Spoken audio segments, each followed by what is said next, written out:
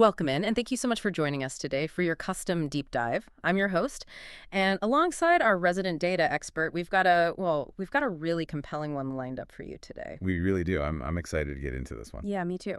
So today our mission is to unpack a highly specific, incredibly intriguing, and frankly somewhat mysterious data set.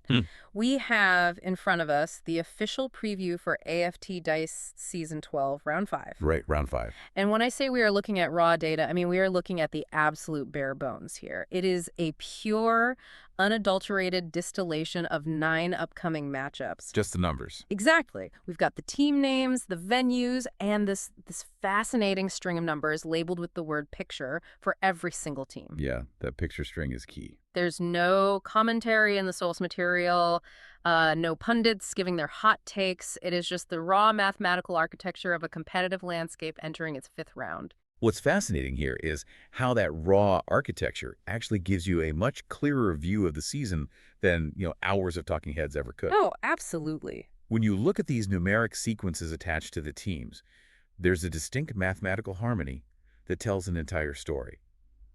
Because this is the preview for round 5. It means every team in this simulated league has exactly 4 games under their belt. Right. And 4 games is a magic number in sports analytics, but it's especially critical in a dice-based simulation like this one. Because of the variance, right? Exactly. Yeah. It is the exact point in a season where statistical variance starts to settle down and true trends begin to emerge. The data we're looking at shows very clear tiers. Very clear. We have a distinct upper echelon, a massive congested middle ground, and a very clearly defined and honestly somewhat tragic bottom. Yeah, tragic is the right word. And a theme we're going to see heavily today as we break down the entire landscape is the friction between strategic skill and the cold, hard chaos of the dice. I'm really glad you brought up the dice mechanics right away, because that fundamentally changes how we have to analyze this. It changes everything. It makes me wonder, when we look at these top-tier teams, are we looking at superior roster construction and strategy, or are we just looking at teams that got a hot hand early on? That is the ultimate question here. Okay, let's unpack this by starting right at the top of the mountain. We're looking at the elite tier, the teams sitting pretty at 3-1. The 3-1-0 sequence. Right. They've successfully navigated the variance of the early season and secured their spot. And the absolute marquee heavyweight bout of round 5 is unquestionably Richmond taking on North Melbourne at the MCG. Without a doubt. I mean, this is the premier clash of the round. You look at the raw data, and Richmond is holding the number 4 picture spot with that 3-1-0 record. 3 wins, 1 loss, 0 draws. Exactly. But their opponents, North Melbourne, boast the ultimate top spot in the entire data set. They are sitting right at the absolute peak as the number 1 ranked team, also at 3-1-0. So we have the number 1 team facing off against the number 4 team, colliding at the MCG. It's massive. In a dice-based environment, when 2 heavyweights like this meet, how much of it is actually about dominance and how much of it is just survival? Yeah. Because they've clearly both proven they can beat up on the rest of the field, right? That is the exact question this matchup answers. For you, as an observer of this league, this game is the ultimate litmus test for early season validity. Both of these teams have enjoyed favorable outcomes in 75% of their matchups so far. Which is huge. It is. And in a probability-driven game, stringing together 3 wins in 4 games requires either an incredibly sound risk mitigation strategy. Like knowing exactly when to push your luck and when to play it safe. Right, exactly. Or it just requires a profound run of good fortune. When they face each other, the margin for error just evaporates completely. So something has to give. The resulting data from this single matchup is going to drastically alter the picture rankings for the entire league, because one of these teams is going to be exposed to regression. It's the immovable object meeting the unstoppable force, but with a 20-sided die thrown into the mix. Exactly. But they aren't the only high flyers sitting at 3-1. We've seen what happens when equals collide, but what about when the data is entirely lopsided? Oh, this is a great point. Let's look over at Optus Stadium. We have the West Coast Eagles flying incredibly high. Their picture index ranks them 2nd overall, comfortably at 3-1. Picture 2-3-1-0. All right. And they are going up against Fremantle. But Fremantle's data paints a much, much darker picture. It is a staggering contrast. Fremantle is sitting all the way down at the number 16 spot with a 1-3 record. Picture 16-1-3-0. Right. So while the Richmond and North Melbourne game is a clash of titans, this Optus Stadium matchup tests a totally different dynamic within the simulation. You have the number 2 ranked team facing off against the number 16 ranked team. On paper, based purely on this mathematical snapshot, the Eagles have a massive statistical advantage. I'd actually argue that's exactly what makes Fremantle so dangerous here. So, Because playing a standard low-variance strategy against a 3-1 giant in a dice league is essentially a slow death sentence. oh, I see what you mean. Yeah, you're just hoping their dice run cold. Hmm. As an underdog sitting at 1-3, you have to embrace the chaos. You have nothing to lose. Exactly. You have to force the issue, perhaps opting for high-risk tactical modifiers, assuming the simulation allows for it, of course, just to spike your chances of an upset. That is spot on. A team backed into a corner with a 1-3 record brings a very specific, highly volatile energy to a matchup. They're desperate. If you are Fremantle, you cannot play a conservative game. You have to introduce higher variance into the simulation and just pray the dice spike in your favor. And we see similar structural tests for the other top-tier teams taking on mid- to lower-tier opponents, don't we? We do. Down at the Adelaide Oval, the Adelaide Crows are holding strong as the number 3 ranked team at 3-1. Picture 3-3-1-0. Right. And they're hosting the Geelong Cats, who are sitting lower down at 8th with an even 2-2 split. Picture 8-2-2-0. Yep. And we get a mirror image of that pattern over at the SCG. You have Hawthorn ranked 5th with their own 3-1 sequence going into the territory of the Sydney Swans. And the Swans are ranked 14th, also sitting on a 2-2 record. Right, picture 14-2-2-0. These games are fascinating because they really test the consistency of those top-ranked teams. Absolutely. If you are Adelaide or Hawthorn, you've built this beautiful early-season buffer, but to maintain that elite status, you have to consistently dispatch the team sitting below you. You have to prove that your 3-1 start was skill-based and not just an early statistical anomaly. Exactly. The true test of a top-tier team in a tabletop sports environment isn't just beating the other great teams. It's avoiding the random, variance-driven upsets from the middle of the pack. Right. You have to grind out wins when the dice inevitably try to force you back to the mean. Well, here's where it gets really interesting, though. You mentioned the middle of the pack. And when we look at this data set for round 5, there is a massive statistical anomaly staring right at us. It's impossible to ignore. There is an enormous cluster of teams perfectly balanced at 2-2. It is a massive logjam right in the dead center of the rankings. It is arguably the most critical part of this entire data set, and it's why it is so vital for you to understand what a 2-2 record actually represents in a simulated environment like this. Break that down for us. A 2-2 record is a state of absolute maddening equilibrium. In a dice league, equilibrium usually implies that a team is performing exactly as the baseline probabilities dictate. They aren't exploiting the system, but the system isn't punishing them either. Right. However, equilibrium cannot last. When you have this many teams with identical records, these round 5 matchups become the ultimate tiebreakers. It's the moment where the pack violently separates. And the scheduling gods have given us an absolutely incredible setup to watch this separation happen, specifically at the MCG. Oh, the doubleheader? Yeah, we have a massive doubleheader of 2-2 teams clashing at that single venue. First, you have Collingwood, currently ranked 12th, taking on the Brisbane Lions, who are sitting at 6th. Both perfectly even at 2 wins and 2 losses. Picture 12-2-2-0 versus picture 6-2-2-0. It makes me wonder, in a dice-based environment, when 2-2 teams meet, are we watching them fight for the top tier, or are we just watching statistical variance try to flatten them both back to average? That is the philosophical debate of the mid-tier. Think about the stakes of this specific Collingwood and Brisbane matchup. Right. We know these are two clubs with massive real-world pedigree, often clashing in high-stakes finals. But here, reduced to the cold, hard math of a 2-2 start, one of them is going to walk away from the MCG with a winning record. Suddenly knocking on the door of the elite. While the other is going to fall below a 50% win rate, Yeah. tumbling down the rankings and suddenly facing the reality that their season is slipping away. Wow. It forces us to ask, which of these teams is a quote-unquote fake 2-2, and which is a real 2-2? Right.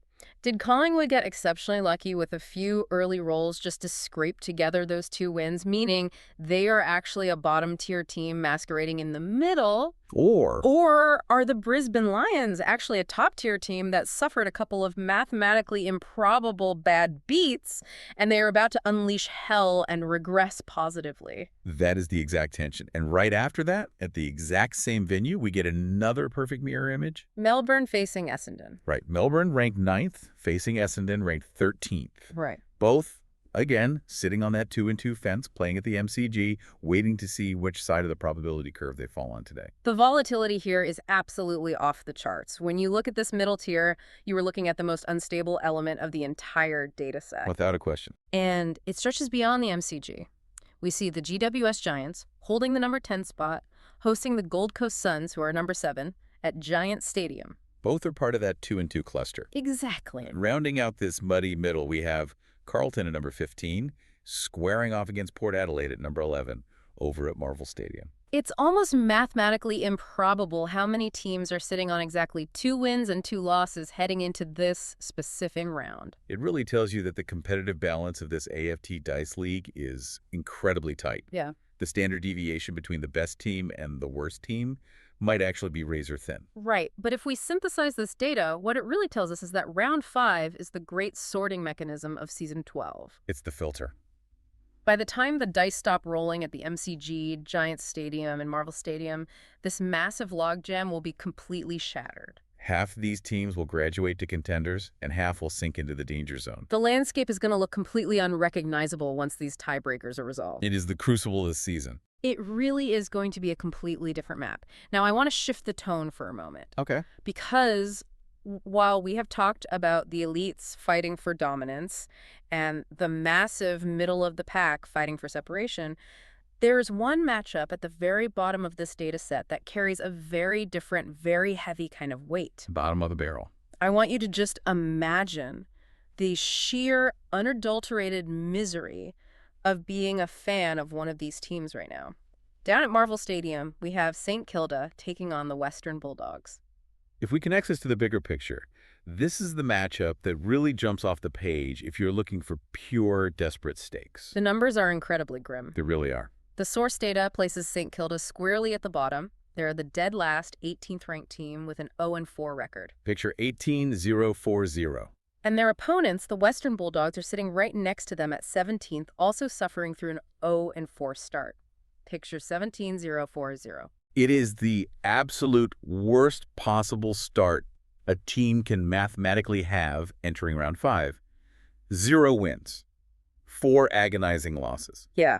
To go 0-4 in a simulation that fundamentally relies on chance means one of 2 things is happening. Okay, what are they? Either the strategy being deployed by these teams is fundamentally broken and mathematically flawed, or they're experiencing a run of statistical cruelty that just defies the law of large numbers. Right, and you have to think about the psychology of a fan tracking a simulated season like this. It's brutal. You're sitting there watching the digital or physical dice roll, essentially screaming at a piece of plastic because your team cannot buy a win. Yep. You start falling victim to the gambler's fallacy. The fan base is undoubtedly crying out, we are statistically due for a win. The dice have to turn. Of course they are. But the cold reality of probability is that the dice have no memory. Really? The odds of winning Game 5 are completely independent of losing Game 4. Exactly. The dice do not care that you are 0-4. No, they don't. But because they are playing each other in this round, the data guarantees us something truly compelling. Right. The mathematical anomaly is going to break for one of them. Assuming there isn't a draw, which neither has experienced yet, one of these fan bases is going to experience the profound relief of finally erasing that 0 from their win column. They finally get to breathe. Yes. But for the loser, they sink even further into the absolute abyss of an 0-5 record. It's devastating. It is a battle of the number 18 team versus the number 17 team for sheer survival. Mm-hmm. It might not be the highest quality of tactical play compared to the Richmond and North Melbourne clash, but in terms of desperation and the sheer psychological weight of trying to reverse a mathematically cursed season, it is arguably the most intense matchup of the entire round. It is a phenomenal narrative entirely generated by a string of numbers. Right. We don't need any color commentary from the source material. The ranking of 18 versus 17 and the shared 0-4 records tell the entire story of that game. It's a fight to prove you aren't the worst team in the simulation. Exactly. The Desperation Bowl. It is brutal, but you cannot look away. Yeah, you can. Before we wrap up this deep dive, I want to round up the geographic footprint of this data, because the venues tell an interesting story about how this round is physically or virtually taking place. It's quite concentrated. It is. The MCG is absolutely dominating the landscape of Round 5. It is hosting 3 distinct, incredibly pivotal matches. Right. You have the Collingwood and Brisbane tiebreaker, the Melbourne and Essendon tiebreaker, and that massive top-tier heavyweight clash between Richmond and North Melbourne. The MCG is truly the epicenter of Round 5. It's fascinating how the random scheduling aligns so perfectly to make one venue the absolute proving ground for both the elite tier and the volatile middle tier on the exact same weekend. Then you have Marvel Stadium pulling double duty. It is hosting the Carlton and Port Adelaide middle tier clash, and of course that St Kilda and Western Bulldogs desperation match we just broke down. And finally, you have the single game host stadiums completing the picture across the map. Optus Stadium, Giant Stadium, the SCG, and the Adelaide Oval. Right. So what does this all mean? What this means for you as you look at this information is that mapping out data like this is incredibly valuable. Yeah. We were handed a very simple, very raw list of 9 games, just names, places, and a cryptic numeric picture sequence. And that's it. But by simply understanding the context of those numbers, we can instantly identify the elite teams that have conquered early variants. We can identify the intensely competitive, highly volatile average in that massive 2-2 cluster. Right. And we can pinpoint the struggling teams fighting for their mathematical lives at the bottom. It proves that you do not need to be buried in information overload. You don't need endless opinion pieces or thousands of granular statistics to understand a competitive landscape perfectly. The raw data really does speak for itself. The raw data, when read correctly, gives you the entire narrative structure of the season. It really does. We have literally mapped the entire emotional and competitive journey of Round 5 just by looking at a few numbers. Yes, we have. From the dizzying high probability heights of North Melbourne, sitting at the absolute peak, all the way down through that incredibly congested middle pack, waiting for the great sorting mechanism to separate them. Straight to the absolute critical survival clash between St Kilda and the Bulldogs at the bottom. It is all right there in the data. It is. And I want to leave you with one final thought to mull over on your own, something that builds on the specific mechanics of this universe. Okay, let's hear it. We've talked a lot today about variance, and the data set we just analyzed is for AFT Dice Season 12. The word dice is the linchpin of everything we've discussed. Right. If a competitive season is simulated or determined by the roll of dice, it fundamentally challenges our entire perception of skill versus luck. It really forces you to ask if skill even exists in this format, or if it's purely an illusion created by risk management. Precisely. When we see St Kilda and the Western Bulldogs languishing with an 0-4 record, our human instinct, trained by decades of watching real-world sports, is to label them as bad teams with poor fundamentals. Right, because that's what we're used to seeing. But if their performance is dictated by dice mechanics, are they actually bad? Or are they simply experiencing a statistical anomaly of bad rolls that the laws of probability say must eventually reverse? That's a great point. As you watch these games unfold, or as you track the results of this simulation, ask yourself, are you watching a battle of strategic skill and brilliant tactical modifiers, or are you simply watching the inevitable ruthless correction of statistical variance? It makes those rankings look a lot different when you view them through the lens of pure chance. It really does. That completely flips the script on how you evaluate every single one of these teams. It makes you question whether the #1 ranked team is a genius or just the luckiest team in the room. Exactly. A massive thank you to you for joining us on this deep dive. We absolutely love taking these raw, complex data sets and finding the hidden stories and philosophical questions within them alongside you. It's been a blast. Keep questioning the numbers, keep exploring those hidden patterns, and most importantly, keep your curiosity alive. We will see you next time.